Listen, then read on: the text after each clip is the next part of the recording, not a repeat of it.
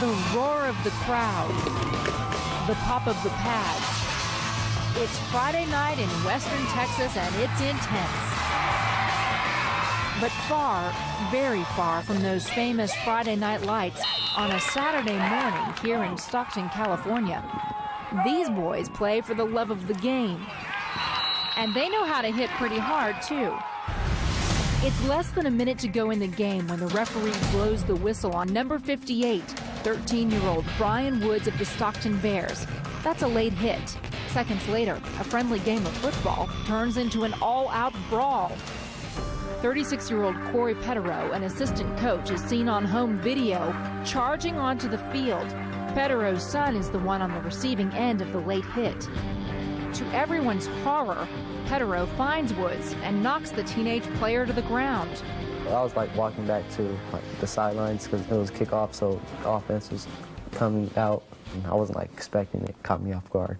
You don't run out on the field and take actions into your own hand and hit a child. That's what the referees are there for, to call the penalties, and the game moves on. Denise Champion, Brian's mom, can't believe what she's seeing. Next minute I know there's people running on the field, everybody's fighting, everybody's trying to break it up, there's kids crying.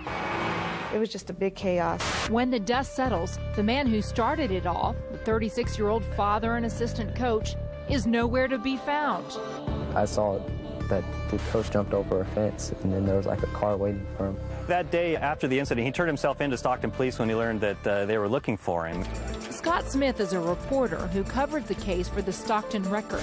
He was arrested initially on felony child abuse charges, which bring potentially a state prison sentence. But Petero has no previous record. As part of a plea deal, the charges are reduced to a misdemeanor, inflicting injury on a child. He accepts the deal.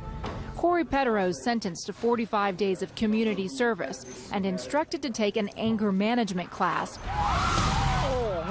I really wasn't pushing the issue for the jail and court and all that, because things happen, people get upset.